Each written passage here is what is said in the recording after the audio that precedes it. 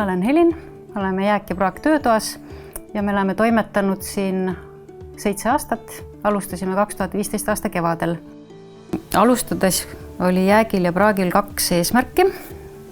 Esimene oli pakkuda tööd või tegevust erivajadustega inimestele ja teine hästi oluline eesmärk oli keskkonnale suunatud eesmärk, et me teeme oma tooteid kellegi ülejääkidest või praaktoodangust ehk me püüame päästa materjali.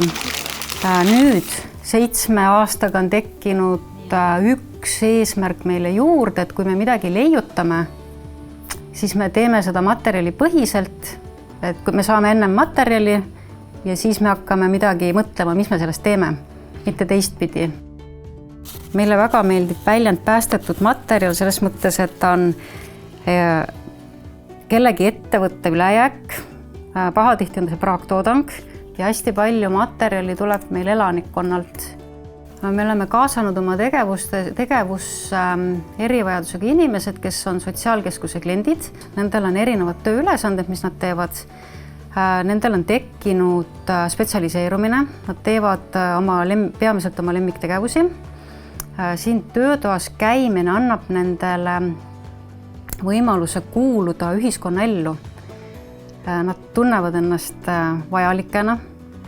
Nende enesekindlus tõuseb.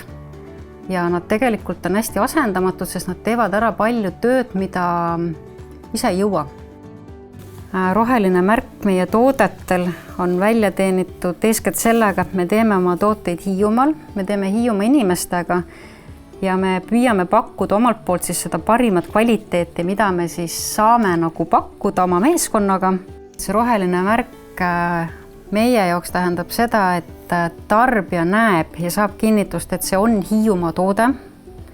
See on rohelise mõtteviisiga toode, et see peaks andma tarbijale sellise väikese kindlustunde, kui ta ostab seda teades, mis selle märgi taga on.